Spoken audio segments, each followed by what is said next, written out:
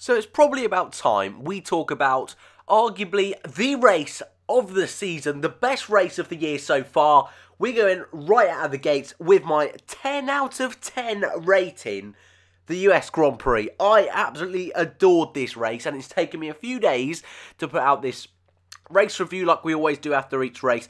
Been very, very busy as usual. But we're slowly getting some sort of, well, mishmash of a schedule together. But here is my race review anyway. Let's sit down. Let's talk about the US Grand Prix. Won by my man, Kimi Raikkonen.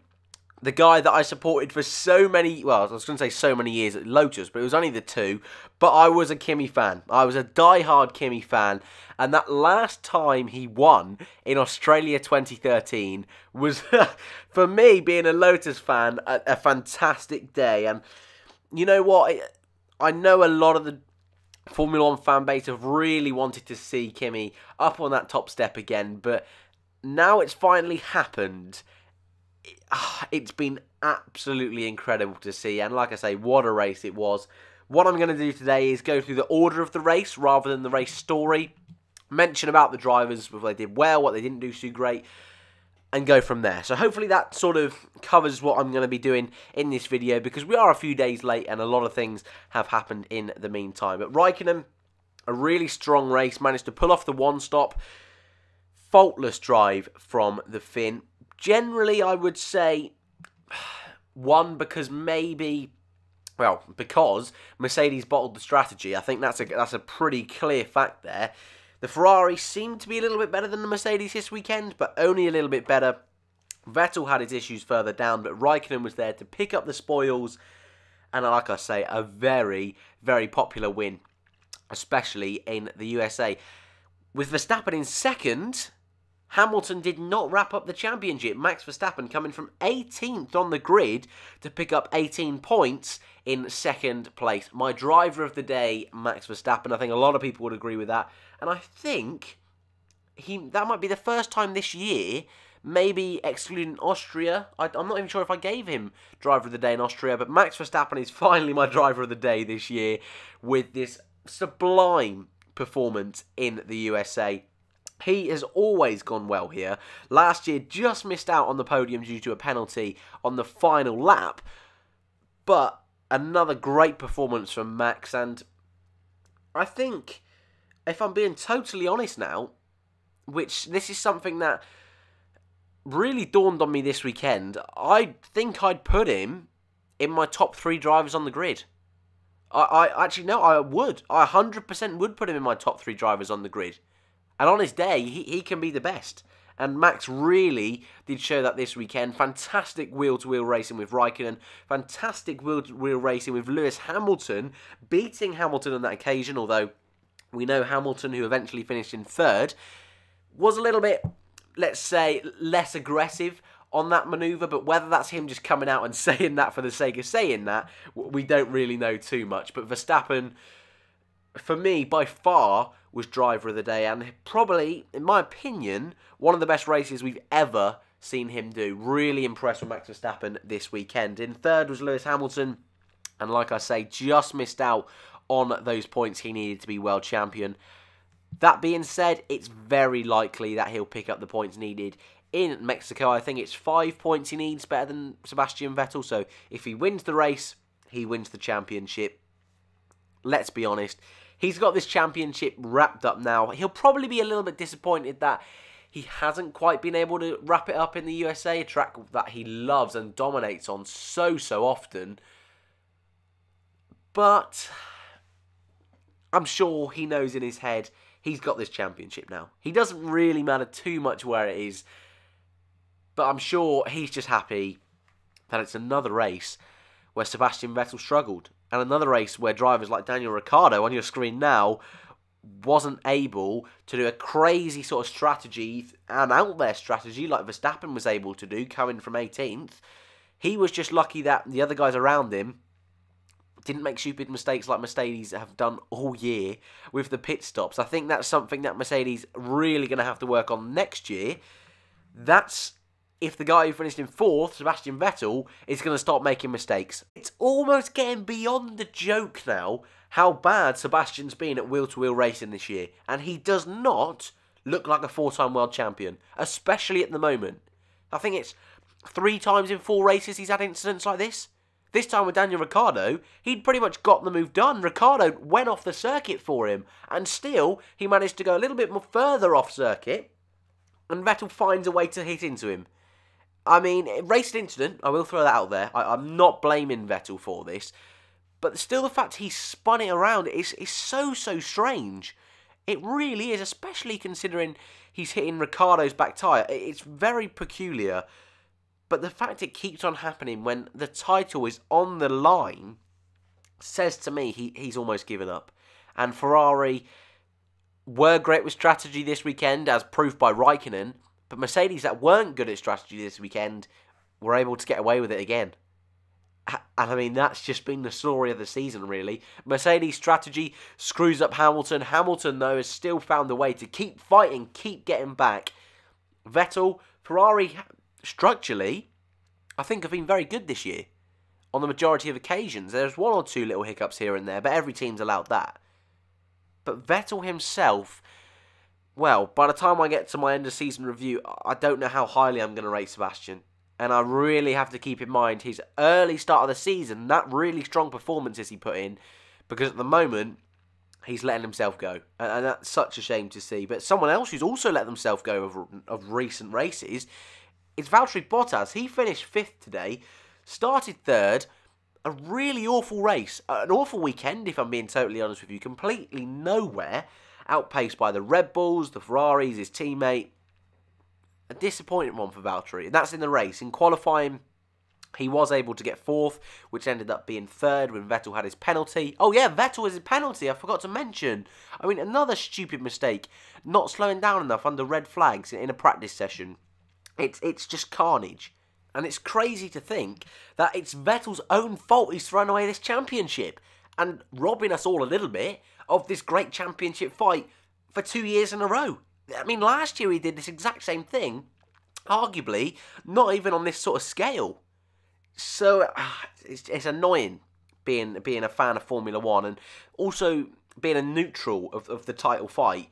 It is a bit frustrating, but Bottas, like I'll just quickly go back to now, difficult weekend, especially in the race, and at one point was 4th. Well, for the majority of the race he was 4th, but in the closing laps he tried a one-stop, and it didn't really seem like the Mercedes could do a one-stop, although Hamilton, arguably if they'd worked their strategy better, a 2-stop could have worked quite well.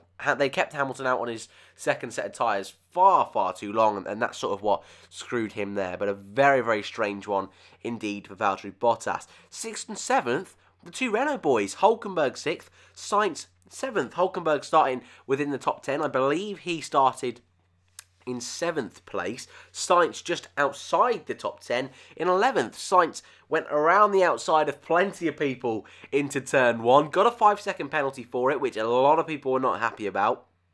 I look at it and I think it's a harsh penalty, if I'm being totally honest with you. I really do.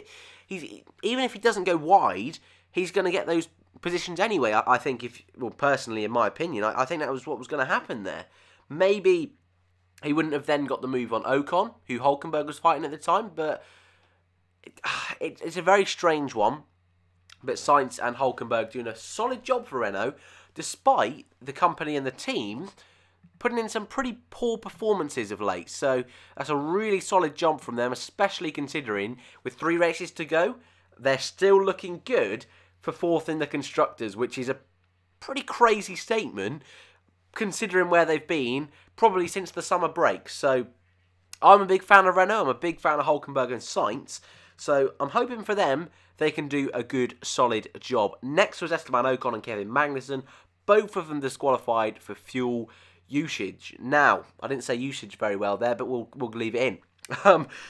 These two, very quiet races.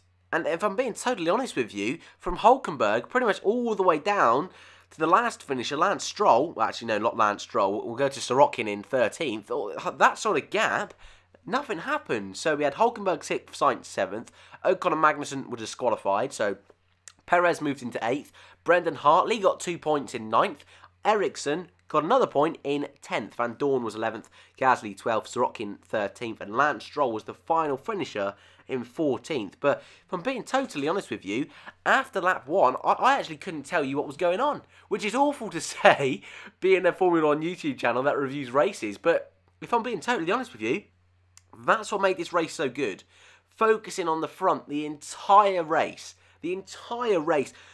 Not knowing who was going to be winning. And that opening lap, the utter carnage, which is why we'll talk about Lance Stroll now, completely blowing up Fernando Alonso's side pod. Romain Grosjean, he decided to blow up Charles Leclerc. Vettel and Ricciardo smashing into each other. It was utter carnage on lap 1.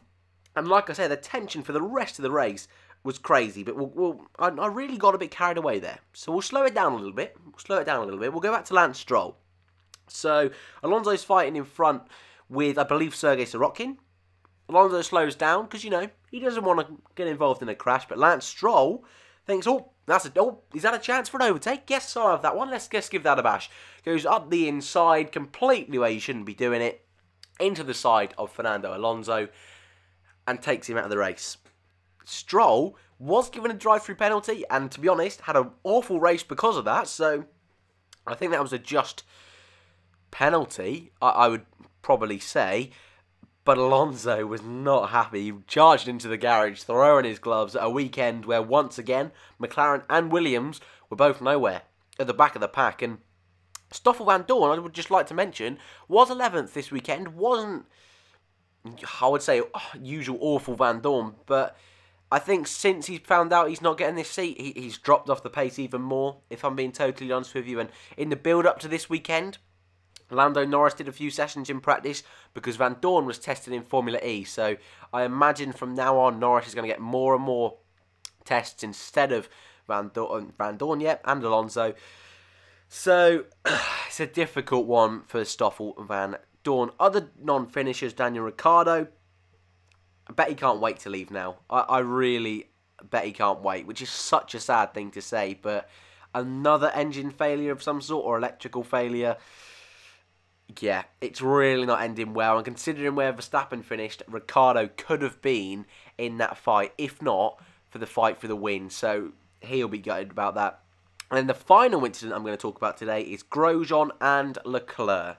Now, the reason I've left this for the end is probably because if you guys aren't new around here, you know my favourite driver, Romain Grosjean. Now, a silly mistake from Grosjean in one sense, mainly because he locked up and went into the back of Charles Leclerc, destroying both their races, and both of them eventually retired.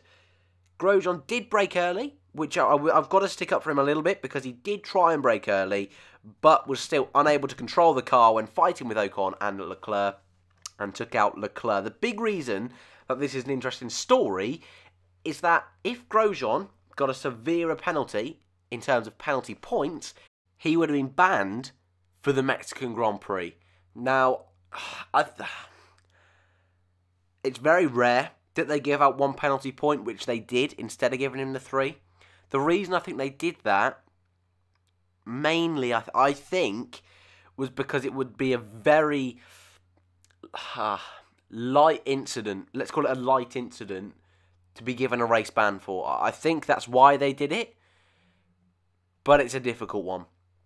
And I believe after this race, so after the Mexican Grand Prix, in Brazil, if he completes that race, in Brazil, he loses penalty points because it's been 12 months since a particular incident where he got 3 penalty points, if that makes sense. Because it's done on a yearly basis, you keep the points. So he's got a hell of a lot of points for next year. That, you know, we got to bear that in mind. And he is dangerously close to being, well, banned from a race, which I would say no one wants to see, but that's probably my slightly biased opinion, I suppose. But look, he made a mistake. He's paid the price for it. Got away with it a little bit, but he's still DNF'd. Charles Leclerc DNF'd. A disappointment for Charles Leclerc massively, considering his pace this weekend. But I just wanted to quickly mention that I do think Grosjean did get very lucky that he's still going to Mexico next weekend. But on a high note, race of the year. Like I say, race of the year, smashes and crashes, just a nice amount. We had Verstappen coming from 18th, charging his way through the field. We have Vettel also charging his way through the field. We had constant heartbeat problems because we had no idea who was going to win this race. Sweat dripping on the final few laps because Hamilton's dicing with Verstappen. Raikkonen wins the race. All incredible. But what makes it a 10, that no other race in my opinion has made it a 10 this year, is that the title was on the line. The stakes were even higher. It didn't matter who won. All that mattered was, can Hamilton do it? And although he didn't, what a race. An incredible race. This season has been incredible. 10 out of 10 for me. Verstappen driver of the day. Kimi Raikkonen, a winner again. I want to know your thoughts in the comments below. What did you think of the race out of 10? Who was your driver of the day? What do you think that Kimi's back on top? Will Hamilton win the championship? It looks very, very likely. But guys, thank you for watching, and I'll see you in the next one.